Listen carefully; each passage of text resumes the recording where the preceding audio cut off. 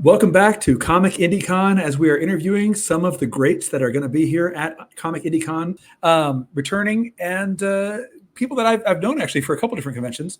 Leonce Hill, you're with 50/50 Comics. How long have you been making comics out of curiosity? Oh man, we are entering year 4. Um, we have been well, the idea, my brother and I have been kind of tossing ideas back and forth.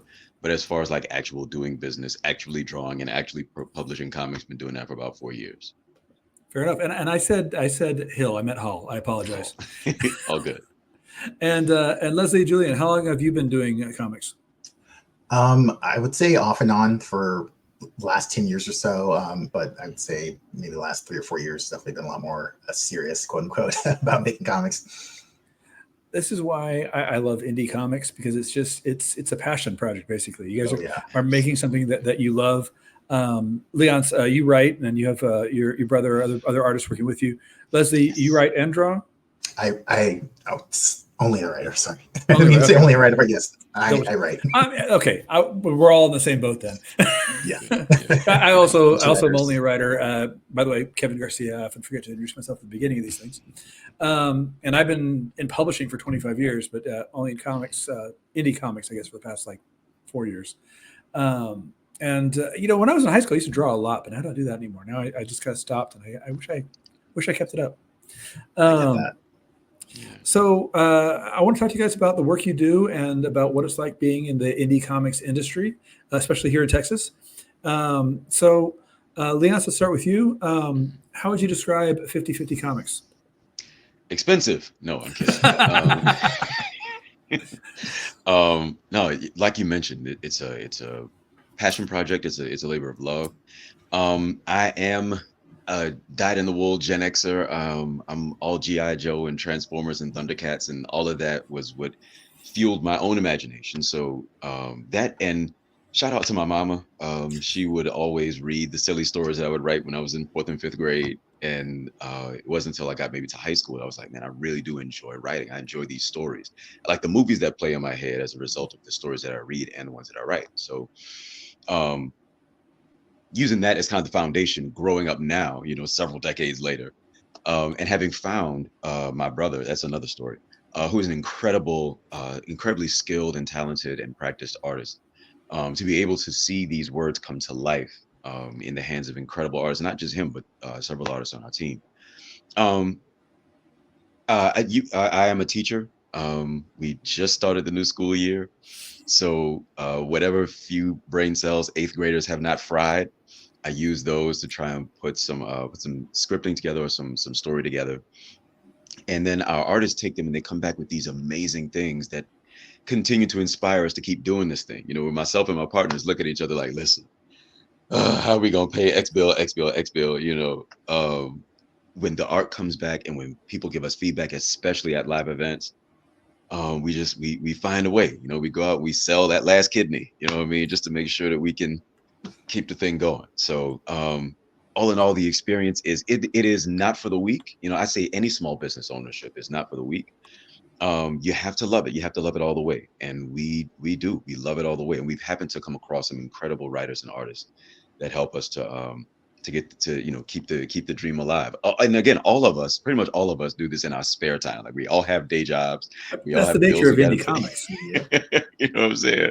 So yeah, man, it's tough, but God, the wins and the highs are so big that it makes all the lows and the losses, kind of Yeah, yeah. diminish. So I like that you say that the fried brain cells. I got a whole new batch of freshmen this month. So my condolences. yeah, I know. Um, and Lesly, how would you describe your writing style and your stories? I would say my writing style, I mean, not to be generic, but eclectic. I just kind of go for whatever is in my brain at the moment. I think a lot of writers or creative people just have these stories that are just in us that we need to exercise, we need to get out of us. And so, I don't really stick to one genre, like whatever kind of gets stuck in my brain and I just can't, like for whatever reason, keeps coming back. He's coming back. Like, okay, I have to write this down. I have to find an artist. I have to get this out. So that's, kind of what drives me, what pushes me to create stories and get my stories out into the world for sure. I like you said, not keeping it stuck to one genre, because I've met some other indie writers that are like, I've done this thing and I feel like I've been kind of pigeonholed into just doing this style of writing. Mhm. But, all of us were writers. We want to just get it all out there. And one thing I love about indie comics is that there's not really any rules, Right. It can run the gambit from being like traditional superheroes to being, underground comics. So it's like, it was a little bit of everything. Yeah, and I appreciate the folks that can just kind of stick to that one genre and that's their bread and butter. But for me, I'm just like, no, there's this, there's that. I want to go for a little bit of everything. Listen, I'm with Leslie. Like, you know how many toys I have up here? How many action figures I play with up here? Like, that's all this is. I tell my team all the time. Like, I just play with the action figures in my head, and whatever stories come out, And I've tried to, since I was very little, I've enjoyed especially speculative fiction. I love sci-fi. I love fantasy. I love those things that kind of move us out of the cube of physics, you know what I'm saying, the real world as we know it, and kind of stretches imagination. But at the same time, I really enjoy a good noir story. You know what I'm saying? Like I like things that are, grounded. So yeah, man, I don't know how a person sticks to one genre. Like, what kind of life is that? Like, it just.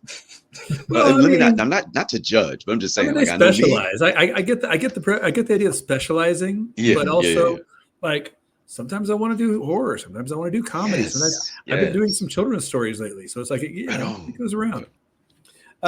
Speaking of which, I want to talk to you about some of the stuff specifically. Talk to me about like Lycos, for example. What's Lycos? Ooh, okay. So that is the brainchild of one of our writers, Brandon Bell. Lycos is, so Brandon, when he told us about it, he was like, all right, so imagine Iron Man, but without the silver spoon. And I was like, okay, I can kind of see it. So Lycos the Metal Wolf is the story of essentially a reformed gangster. He was a rough and tumble young man, had a really rough life, difficult upbringing, fell in with some rough folks, and then when he discovered some things about himself, decided to make a change. He was like, if I'm going to be a part of the world, I want to try and make it better.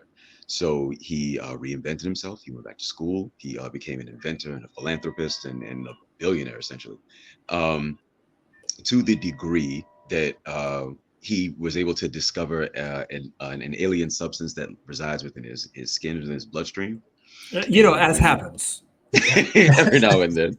Uh-huh. And when that substance encases him in an armor of unbreakable metal, and it gives him super strength and super speed, and he becomes a warrior in the fight for righteousness. He goes to take out warlords and gun runners all over the world. So yeah, that is Lycos the Metal Wolf. That's how that story runs. And we are right now working on an edition where Lycos, he kind of bullies the bullies, kind of gets some business thrown his way. So that's gonna be some fun stuff to work out.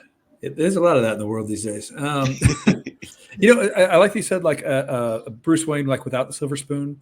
I feel like a lot of indie comics creators will do like a Batman pastiche or a Superman, but it's always interesting to me when it's like, yeah, sure, do that, but like, what's the angle with it? And it's like, not everybody has the same privileges. You know what I mean? Absolutely.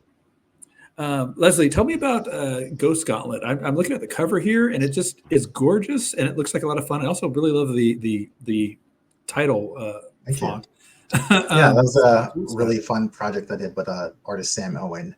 Basically, it's kind of fun, like what desperation or panic can kind of inspire from you. So basically, I was going to do SPX one year, which is an amazing indie con in Bethesda, Maryland.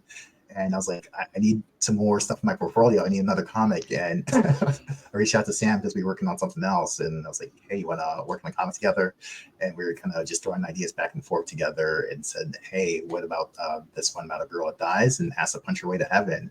And so I just wanted to, at the time I was like writing a lot of like, I would say, what do you call them? Like, dialogue heavy stuff. I just want to do something fun and actiony. So I was like, let's do this. And so it's literally about this girl that dies and punches her way to heaven. It's like it's the title and the story are right there. So it's a really fun story that I did with Sam a couple years ago, and just kind of takes on some like simple tropey, villains that she has to work through. There is like I think like a farmer bro in there. There's a messed up cop. There's a corrupt judge. So like I said, a lot of the bullies we have lately. Yeah, exactly. So Ghost Gauntlet is just like me, just kind of exercising, like just have some fun. Don't think too hard and just have a really fun comic. And a lot of people seem to gravitate towards it. I talk with a lot of indie creators, and I'm not kidding when I say like the best indie writers are the ones that can kind of sum their stuff up in like a sentence. It's like Bruce Wayne without the silver spoon and punch your way to heaven. Oh, Leslie, you giving me ideas. I might run with that idea. Actually, I'm glad you said that. That's something else, especially you hear different things from somebody who's just starting out in indie comics versus somebody who's been in it for like a couple of years. And one of the things I often hear from somebody who wants to start is, well, I have an idea, but I don't want to say it out loud because somebody might take it. And the thing is, even if like 4 people did the exact same premise, they're going to be 4 entirely different comics. Yep. And it's not going to be at all similar. And that's something that more experienced, creators are like, yeah, I like that idea. I'm going to run with that in a different direction, and it works really well. Leslie, you brought up, an IndieCon. You went to Comic IndieCon for the first time last year? Yes. What was that like? Amazing time. I believe I met Leonce there. I met a lot of other people in the Houston area, and even people like I'm in San Antonio. I met some San Antonio people there I hadn't met. So it's just a great meeting of Texas creators, and it was a blast. People there for indie comics, which is always going to be a good time. Because you have a lot of pop culture cons, which are nice.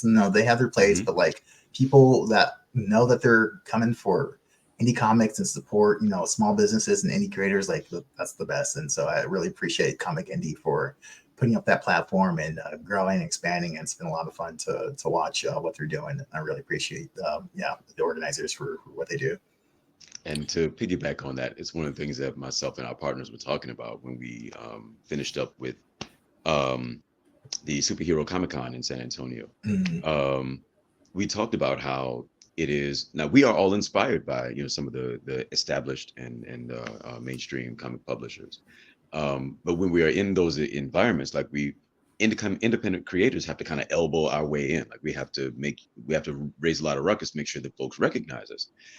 In events like Comic IndieCon are specifically for come and discover some stuff you have not seen, and I really appreciate that angle that the team are offering to people. Like you've seen the stuff that's always in your local comic shop, but come and see the new stuff. Come and see stuff that you may have not heard of, the smaller things, the budding blooms as opposed to the orchards. Yeah, exactly. I work a lot of pop culture cons, like you said, and they're fun.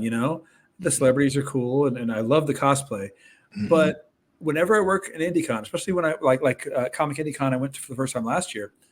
Everybody who goes to that, everybody who attends it, they are here just for the art. They're here just for the indie, the creators, the comics. A lot of times I hear people who go to like the big events, they're sitting on Artist Alley and they're trying to wave people down. Here, literally everybody walking by, even if they didn't stop at your table, they are here to get indie comics. Yes. And I love that. Yeah. Great feeling. Leonce, you made a reference earlier to your brother, and I know I've talked to you about that in the past. What's the deal there? How did that happen? Yeah. So I've told the story a million times, and I'll tell the 1,000,001. I love the way that this happened. So I am originally from New Orleans. That's where I am right now. I'm visiting some family. Shout out to my cousin Keon. She is amazing and will be remembered. But I was raised in New Orleans, and my brother was raised in Connecticut and Cleveland. They're like right next to each other, right? Connecticut. Right. We weren't raised together, so I didn't find him. I was just being silly. I'm sorry. Oh, I was saying Connecticut and New Orleans. I just got it. Right. That's hilarious. That's all right. So yeah, we weren't raised together. We found each other later in I guess mid-30s or so. And I've been writing since I was little. And my dad said, yeah, he likes to draw. And I was like, a lot of people like to draw. Then he showed me his work, and I was like, oh, he's good, like good. And of course, like the work that I had seen was just him sitting at a desk, like having freehanded just some comic panels. I was like, oh, he seems like comic inspired. So we finally got a chance to talk. I was like, yeah, I like to write. He's like, yeah, I like to draw. I was like, okay, well, do you like comics? He's like, okay, but so do you like comics? I said, yeah. So like, all right, so tell me about some things that you've written. All right, so show me some things that you've drawn. And that kind of spiraled into, hey man, I got this idea. He had told me about a character that he had designed when he was in 3rd grade, had been kind of, cooking it on a low fire for about 15 years. And he says, man, write me a story that, would go with this image. And so I took it and I gave him an idea. And next thing you know, he's got like 50 illustrated pages of what became part 1 and part 2 of our Trapper series. And so, and we decided that we could really be serious about doing this. Like both of us have loved reading comics since we were younger. We'd love to have a chance to create. And and so we kind of daydreamed a lot about things we would do, ideas that we had, like how we would go about it. And finally, it wasn't until he contacted one of his college classmates and he says, man, listen, I got my friend Lanisha, like she's got a small business of her own. She can probably help us get this thing running. And when she came in, she put everything in its place. And before we knew it, we actually had a publishing company, not just a couple of creatives talking about, wouldn't it be cool if, but now we had actual plans and actual like documentation and actual ways to make this thing happen. And from that point forward, 50/50 Comics has become what it is. It's a funny story. I like telling it. Go ahead. No, I was going to say, I like that you said that when she came in, it kind of made everything come together. Speaking as a writer myself, I love writing. I love working with artists. I can't run a business. Oh my God, so true. I need someone to be my boss and be like, all right, here's your deadline. All right, deadline, here it is.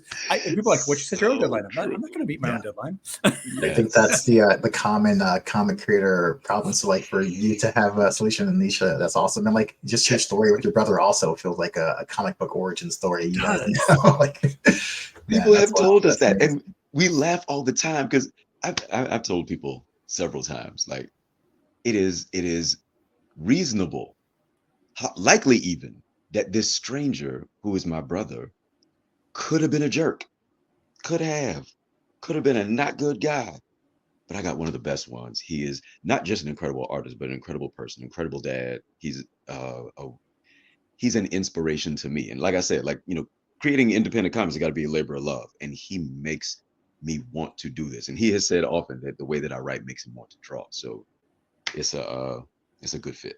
It's a good fit. Okay, I'm going to pause. I'm going to edit this out for a second, but can you describe what it's like working with him while saying his name? Oh, because you keep saying he and brother. Shame on me. So all right, so already, okay.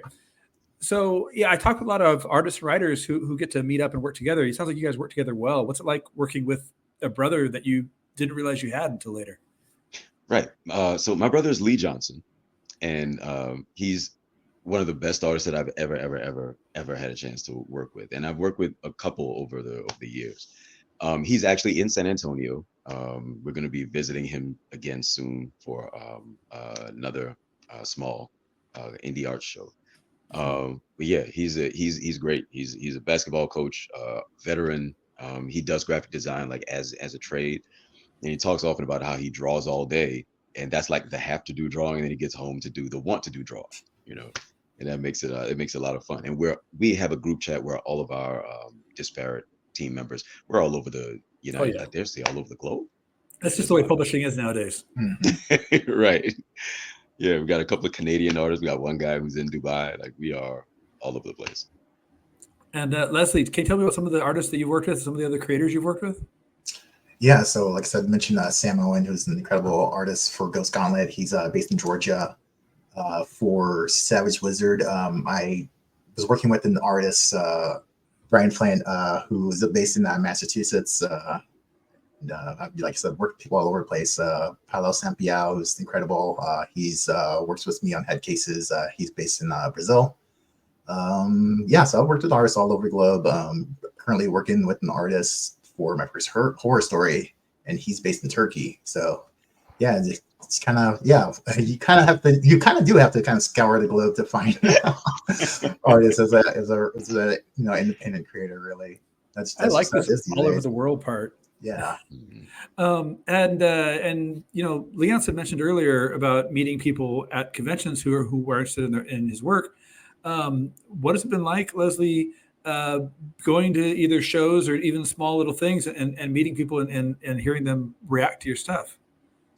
That's definitely one of the best parts of making comics, because as writers, as artists, you're so isolated. You're in your little cave making the thing, and it just feels like no one knows what you're doing. It can be a very isolating experience. So like going out to cons and talking to other creators is awesome, but then like having reactions from fans and people that reading your work and absorbing your work is like the best. And just people say, wow, like great job, or like that looks amazing, I want to buy this. For someone to stop and vote with your dollars, quote unquote, like to show their appreciation by picking up some of my work is the best. And it's an amazing feeling for sure. And Leonce, you've had people like come by your booth. I know when I've been there, sometimes people be like, "Hey, I saw you last time and I got this." What's it like having returning customers? That's It is, in a word, it is surreal. It is it's a funny thing, like Leslie mentioned, like the things that we do very often, especially writers, we're in a fairly isolated position where we kind of work on our own. And it's amazing, this thing you cook up in your private time, you're never quite sure how it's going to hit. Very often I hear that creators and writers in particular, I know for myself, my brother said this as well. When he's doing art, he's doing art for like 13-year-old him, right? And when I'm writing stories, I'm trying to impress like fifth grade me. I want to make sure that that hits. So if it doesn't satisfy anybody, it satisfies this one, right? yeah. But when someone else sees something in your work and that made them go, "Oh, this was dope," and then when you see them again, they're like, "Yeah, you were here at." Especially it happened at Comic Palooza. We had a guy who had bought several books the first year. We came back for another year. He was like, "Man, I was looking specifically for y'all." I cannot. Even now, I'm getting chills. Like, think about it. It is satisfying to know that a piece of art that you create is able to hit in a way that makes people feel it, and not only feel it but anticipate finding more. Like, I love when people ask, when's the next one coming out? That is one of the things that keeps myself and Lee and Lanisha and Brandon and the whole crew. Those things that kind of keep us going. Like, people ask, when's the next one coming out? I can't wait. Let me know. So yeah, It's repeat funny. orders are great. I go to a lot of conventions, right? I meet a lot of indie creators, and my partner with me as well. I told her I was going to be talking with Leonce and Leslie, and she immediately knew who both. She's like, "Oh yes," Oh, because okay. Leslie, she met you at a small little thing here in Austin, Yeah. and Leonce, she every time we go to Houston, we see you guys. It's So true. Everything. Yeah. on that note, Comic IndieCon is coming up again. What are you guys hoping for there? What would you tell people to be on the lookout for? Leslie. Good question. I mean, I think obviously like talented and amazing, local creators from Houston all over Texas, and also the panels this year. I'm actually going to be on a panel this year about funding comics, which is one of my first panels I've ever done. So definitely check out the panels. There's going to be a lot of well organized panels and other things happening. But I mean, great comics for sure. That's something you're going to get for sure at Comic Indie, I would say. Yeah. I remember getting the panel email, and I was ripping and running this summer. I did not get a chance to respond, but the panels are always great. I absolutely enjoy them.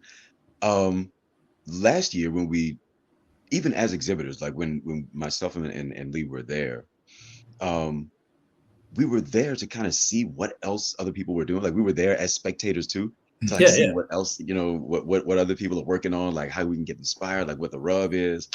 But one thing that we did not expect to hit quite so hard was the asset and resource sharing between independent creators. Oh yeah. Like, we have I was already working with a couple of different printers, and we grabbed another one based on the recommendation of another independent creator that was there. And for that reason, like our printing and some of our distribution has amped up because of what we were able to learn from each other. I mean, we're all kind of in the same boat where we are, building our airplane, one piece at a time.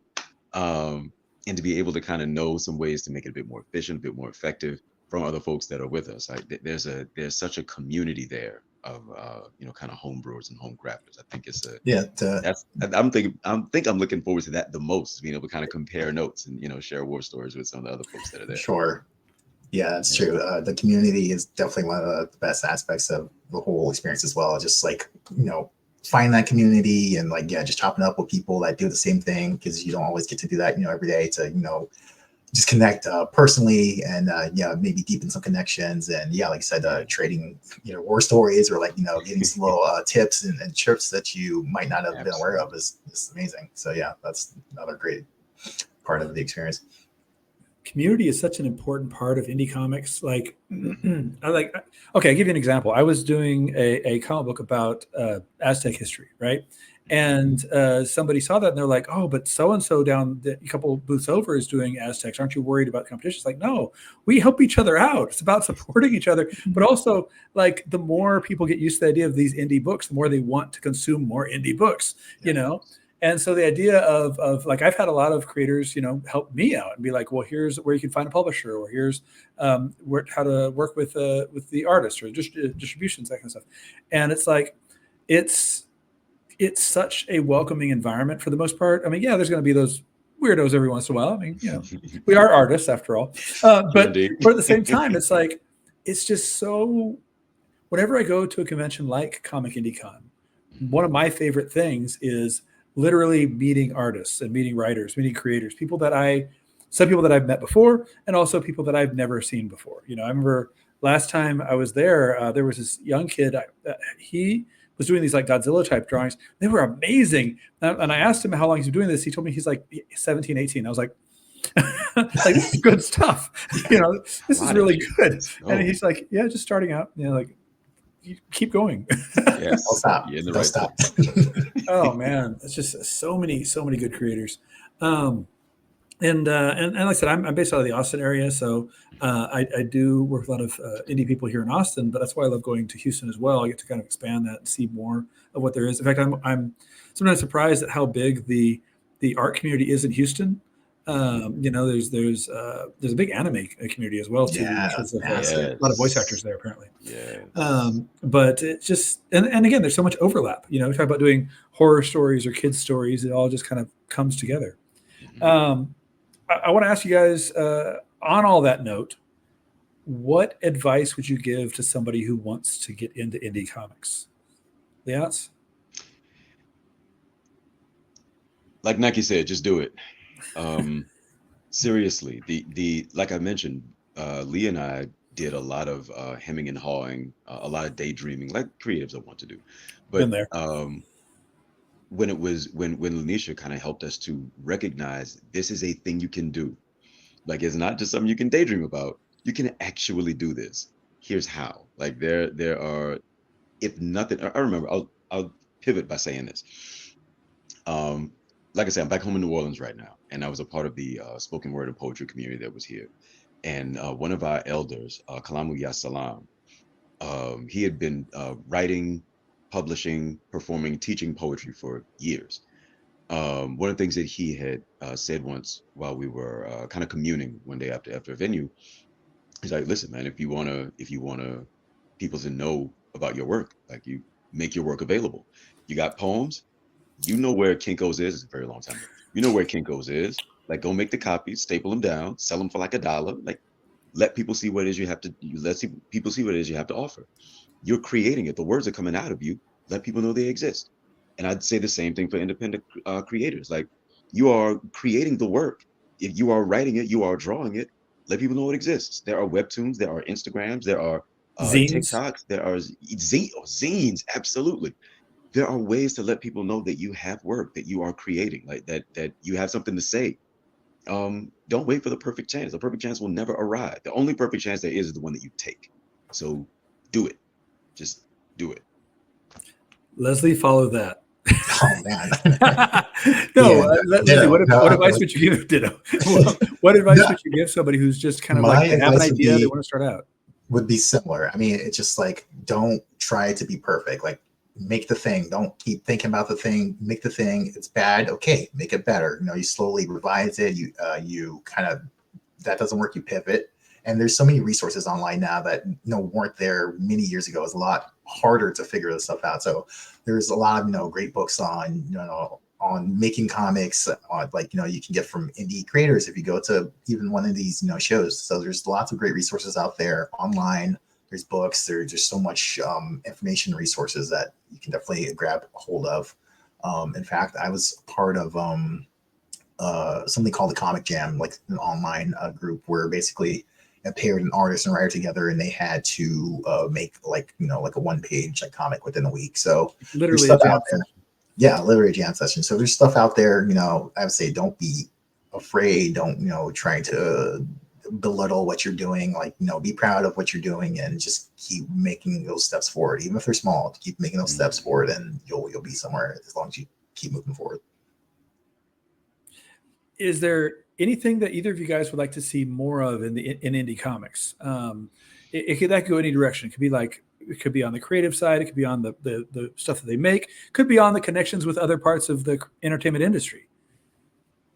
Leonce, you look like you have some ideas there. Yeah. I don't know.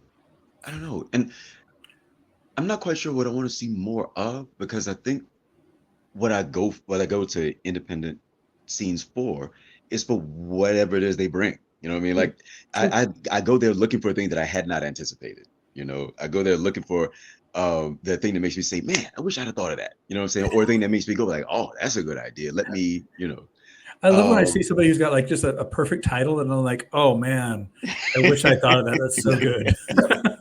That stuff. Man, I don't know. I guess more out there ideas, more experimentation, more more,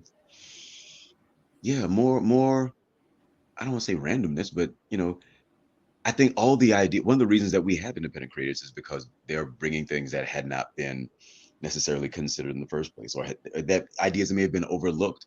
Bring more of that. Bring that stuff that I never would have considered, man. Like bring that stuff that tickles me in ways I had not seen coming. Yeah, surprises. How about you, Leslie? What would you like to see? Man, trying to stump us, Kevin. I would say, what do I want to see more of? It's hard to say what I would want to see more of, other than, I would say just indie creators be better at promoting yourselves. Yeah. Oh, that's hard. Promote yourselves always. Don't It's so be much for afraid. me. Don't be I bashful. love promoting other people's stuff. Yeah. But when it comes to promoting my stuff, it just feels weird and it's hard Yeah. to do. It's hard to get past that. But yeah, do more of that, indie creators. There's nothing wrong with it. That's okay. I'll say this. It does feel weird. But with practice though, and I'll tell you, especially in San Antonio when we did the Superhero Comic Con, one of our writers had mentioned to me, he was like, to be sure, I am not a very good barker. Like one of our writers, our writer, why am I blanking on Ricky? I'm forgetting on Ricky's name. One of our writers, Ricky, is absolutely our barker. Like he is great at drawing people in and getting their attention and bringing them in and kind of giving them the opening taste. And he likes to hand them off to me, and suddenly I'm the closer, right? I kind of give them the details, and I let them know what the stories are about, how the art is produced, and that sort of thing. And it's not necessarily a native space of mine, but what keeps me doing it is that I'm excited about the work that we do. Like I'm excited about the art. I love talking about the characters that we have. I love anticipating like more and more of the story coming out and making people like look forward to more of the story coming out. So yeah, I think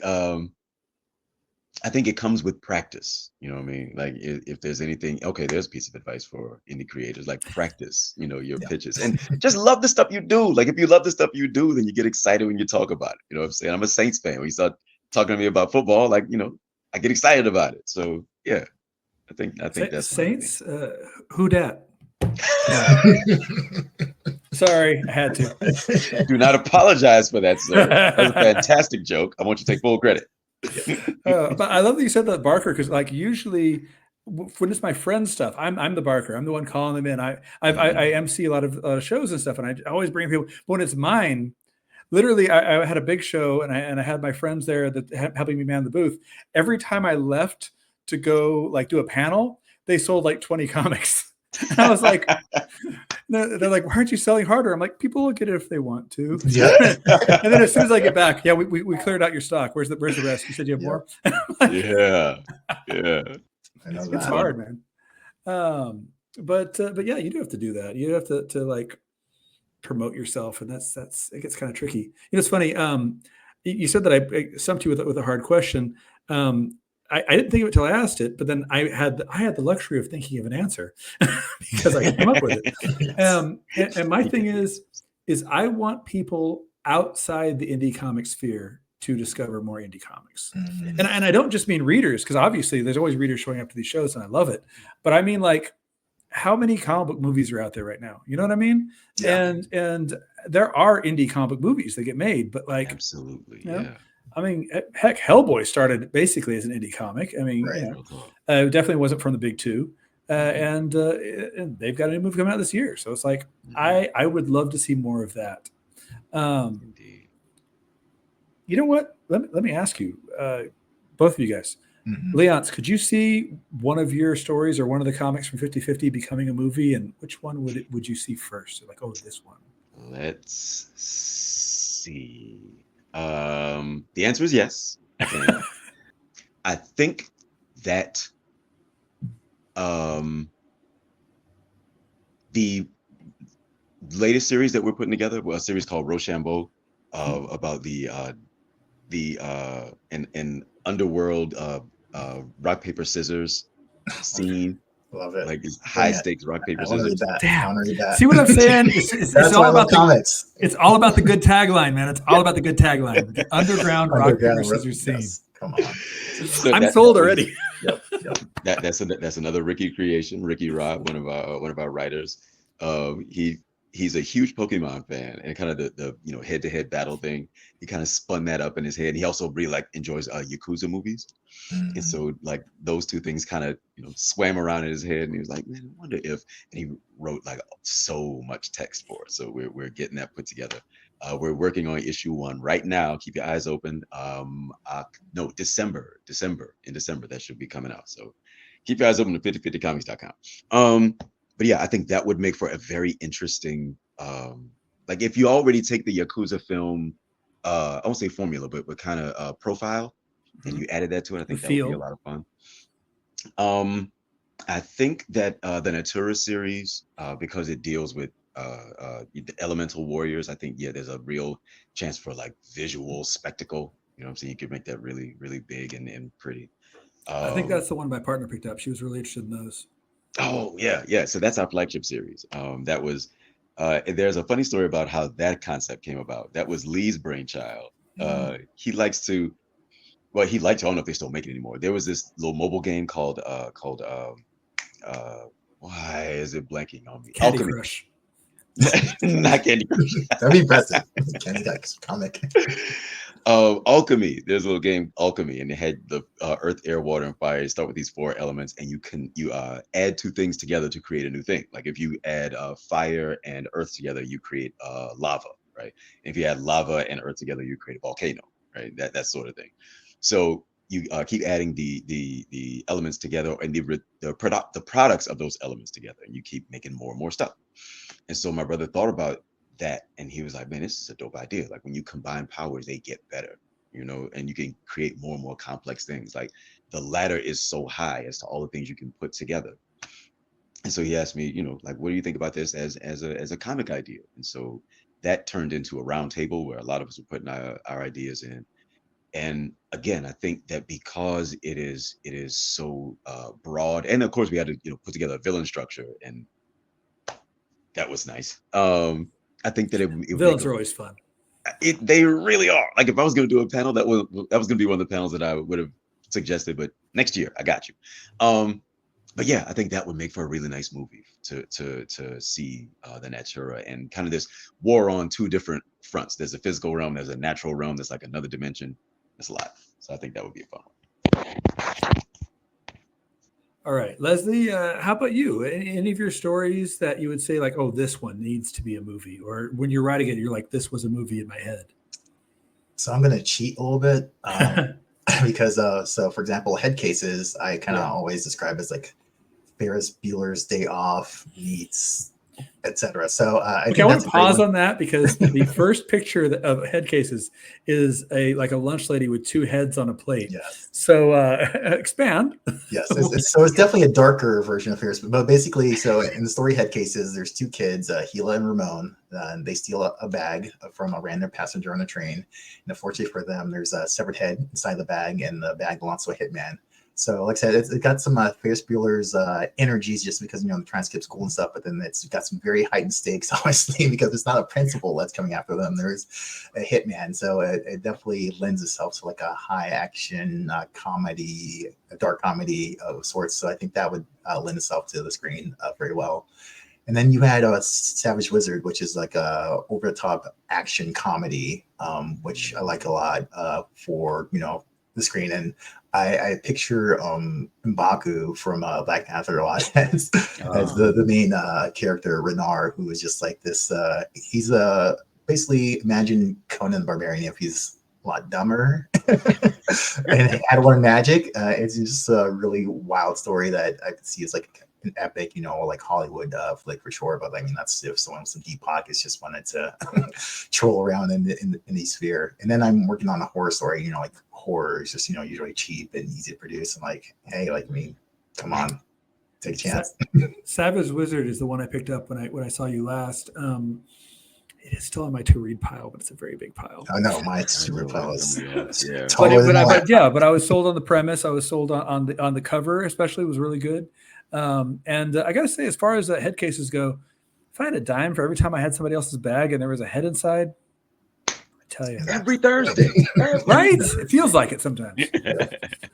Oh man. Hey, so where can people find you guys online? Leonce, you already mentioned 5050comics.com. With comics with an X, of course. Yes, and it's 50Fifty comics with an X.com. Exactly. Where else can people find you online?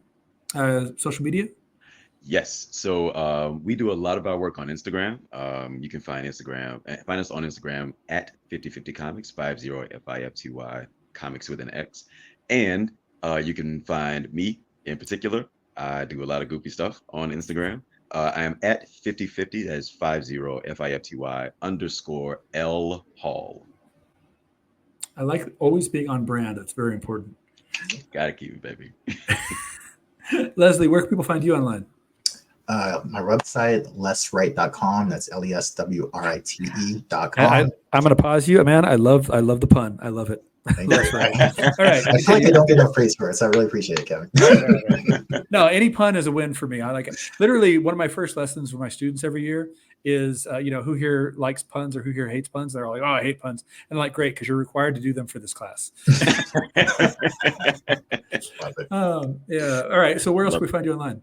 Yeah, so my website, leswrite.com. Also my Ko-Fi page, so it's ko-fi.com/leswrite. It's spelled the same way, as well as leswrite.card, that's CARRD .co. That has like all my social media on it. But basically, if you type in Leswrite on the internet, you will find me guaranteed on somewhere. Nice. Something. Man, I wish that worked for me. That's such good branding. Because I literally own kevingarcia.com.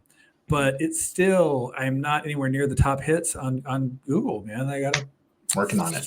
Yeah, man. I tell you, they're out to get me. But yeah, I have kevingarcia.com, and I am on social media usually at kevingarcia_com. Most often, weirdly enough, for people who know me, on TikTok, because I'm not a tech guy, but I'm on TikTok. And of course, that most recent TikTok, by the way, that was also.